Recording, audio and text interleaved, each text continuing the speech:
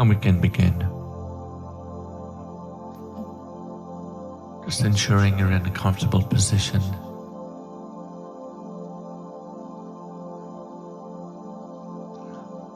One of relaxation and ease.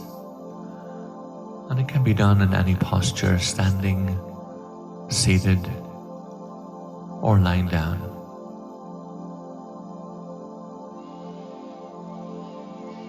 And today's meditation is on interconnectedness, how there's really only one thing going on. So see if you can begin to trace back all those people who are involved in your interest and meditation. Someone might have given you a book, read you a poem, played you a particular piece of music, or told you about their meditation experience. Just let a sense of them, a recollection of them, come into the room with you. Now let's consider including those who have really hurt you. Not just those who you find a little bit annoying or irritating, but someone whose actions have really brought you to an edge, so that you almost said, I've got to find another way to be happy. I have to look more deeply into life. After all, that's a part of why we're here right now as well.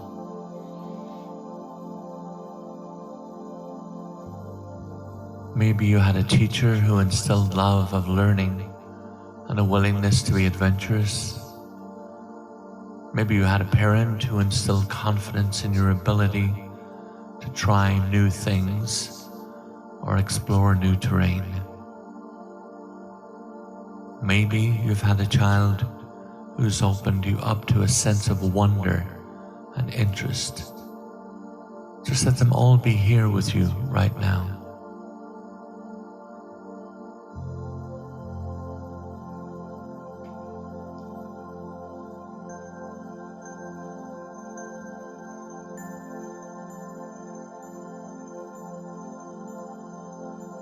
Let's think about what the clothing that you're wearing, how many forms of life, how many people, how many beings have been involved in a growing of that fiber, the creation of cloth,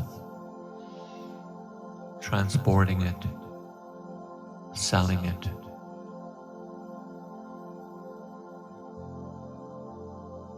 The creation of the building in which you're standing.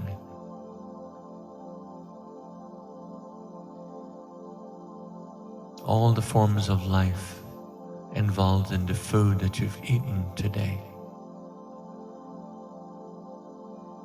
The creatures in the earth. The person who planted the seed and nurtured the crop. The one who did the harvesting. Transported the food, sold the food, the one who prepared the food.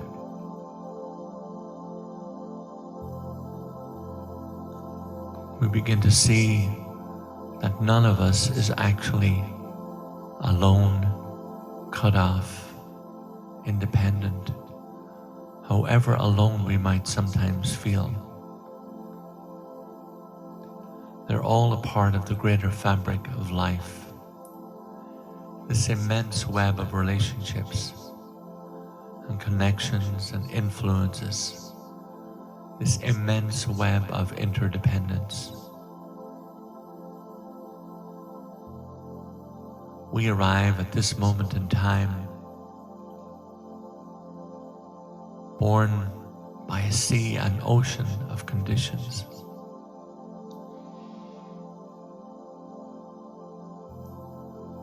If we look at a tree,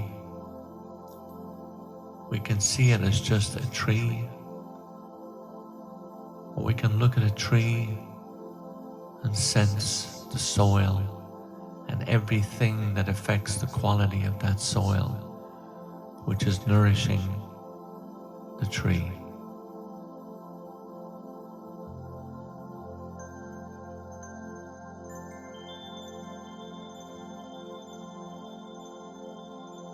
The rainfall, everything affecting the quality of that rainfall. The sunlight, the moonlight, the quality of the air. Is a tree simply a tree, or the confluence of all these conditions coming together, moving, changing? And so too, we can see ourselves.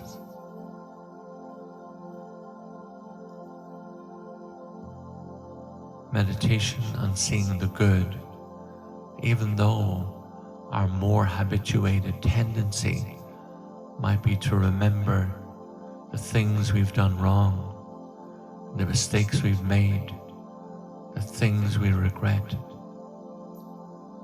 We can consciously shift our attention to include the good within ourselves. And so too, when we look at others. This is not meant to deny that anything is wrong or regrettable. But if we look at somebody and we only think about the mistakes they've made, then a tremendous sense of self and other and us and them can be reinforced. Whereas, if we include even one good thing, if we can think of it, then a bridge is built. So that when we honestly, directly look at what's difficult, it's more from a stance of being side by side, rather than across this huge gulf of seeming separation.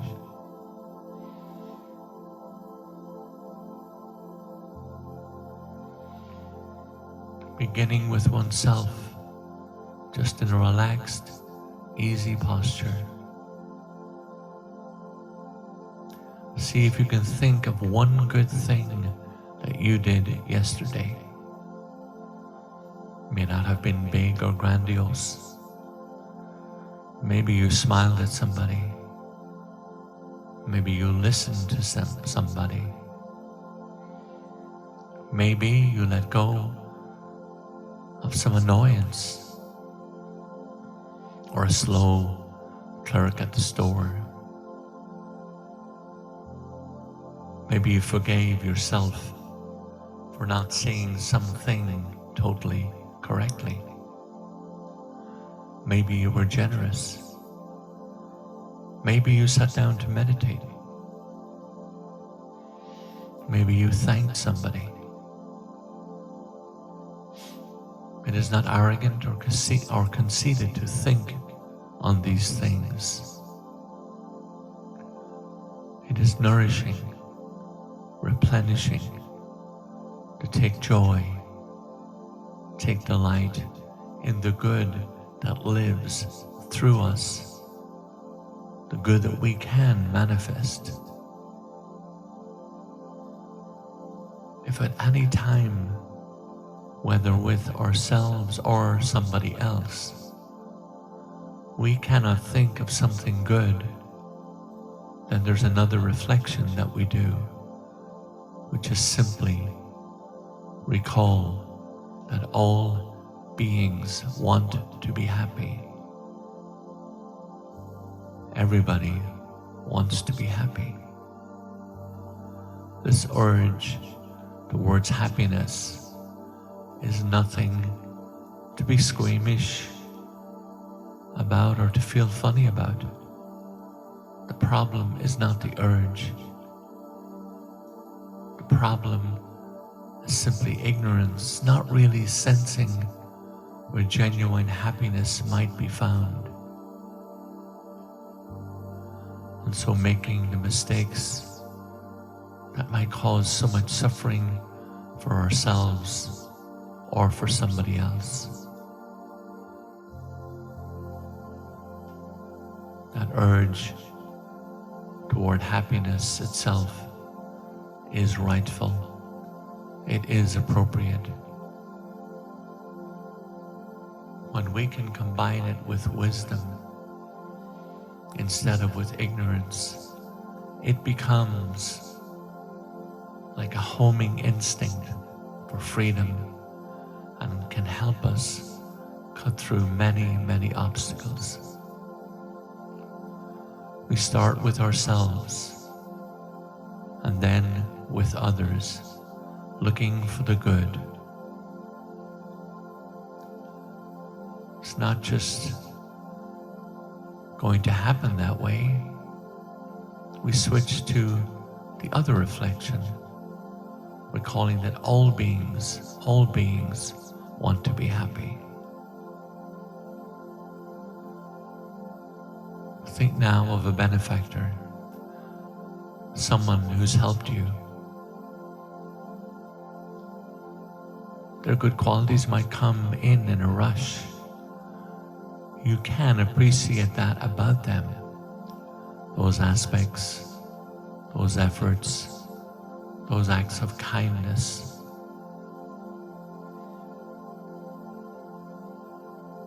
Think of a good friend. Appreciate the good within them. Think of someone you know who's having a difficult time right now. They're ill or hurting. Think of the good within them, the times they've reached out to help others, their own sources of strength.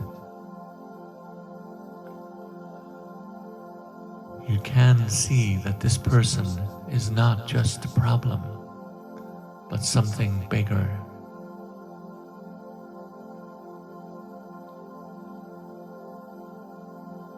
Think of someone now you have a little bit of difficulty with, a conflict, unease. See if you can find some good reflecting in things that they've done, choices they have made. If not, switch again to the other reflection, remembering that they too, just like each one of us, wants to be happy. They want to be happy. Everybody wants the same sense of belonging, feeling at home in this body, this mind, this life.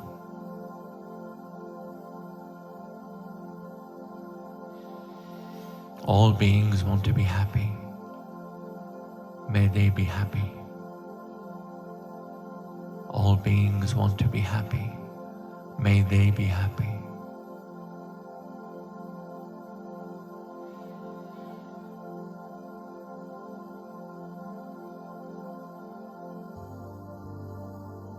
And call to mind now a difficult emotion you felt recently: anger, greed, jealousy, fear. Notice how you feel about that emotion. Are you ashamed of it? Do you dislike yourself for having it? Do you feel you should have been able to prevent it from arising? Do you consider yourself in some way wrong, bad for this feeling? Now see what happens if you translate that sense of bad, defective, wrong, terrible, to recognizing that this state of anger, fear, or jealousy is a painful state. It is a state of suffering.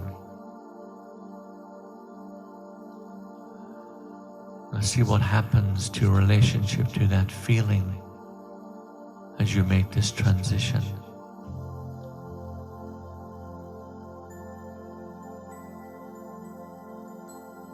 Take that emotion now and see what it feels like in your body. The anger, the fear, the jealousy. Now held with kindness, some compassion. Observe the sensations. Maybe it's a tightening in the chest, constriction. Notice the nature of the compassion which was holding it, surrounding it. The pain is there and the compassion is there. Notice the affect if that sense of wrong and terrible just comes back. Now imagine someone you know filled with that same emotion, jealousy, fear, anger, greed. Notice what happens as you describe to yourself those states of emotion as bad, wrong, terrible, horrible. What happens as you respond to them? Those states of pain, suffering. Noticing the fact that we can't seem to control the arising of these feelings. We did not invite them. We did not wish for them. They arise, come together, and we see our own greed, our own jealousy, hatred, and so on.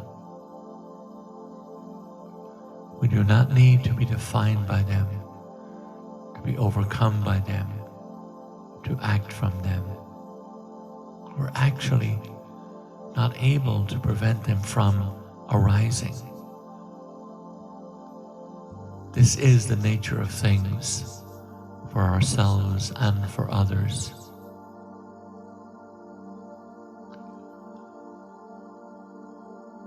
We can simply commit to seeing them quickly, to recognize their painful nature, to have compassion for ourselves, and to begin to let them go.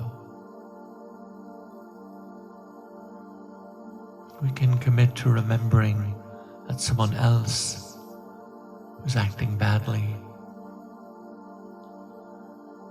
the state that is likely motivating them, greed, hatred, fear, is a painful state,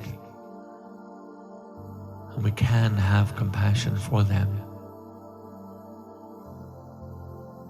even as we may take strong action to try to change the situation, to protect ourselves or take care of someone else. Our motive in doing so can be a sense, it need not be a sense of aversion or disgust. It can be that recognition that the pain they too are in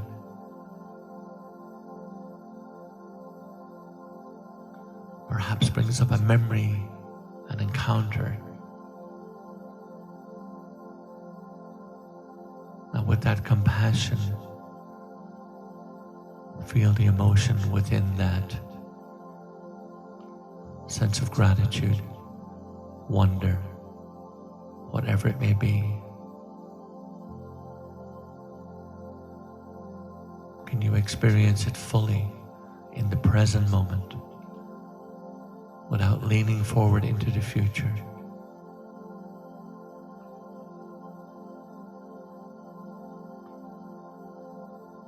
Settle back into the body.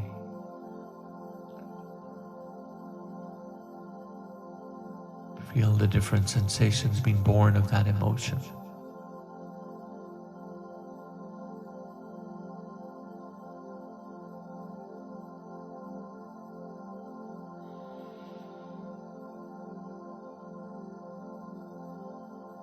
Remembering thoughts, emotions are like clouds moving through the sky.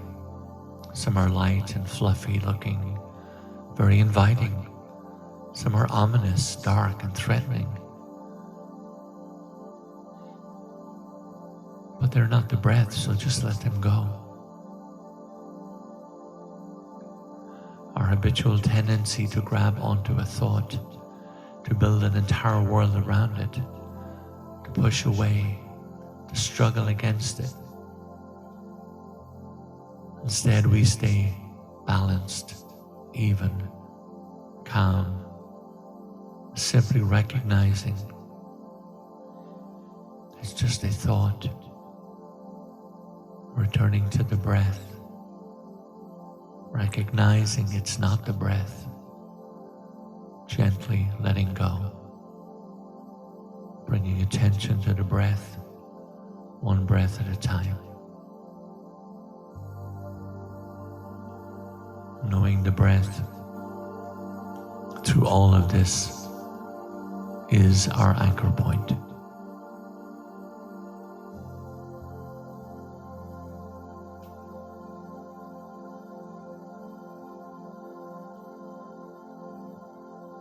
As we return to silence for a moment, when you are ready, you can open your eyes and relax.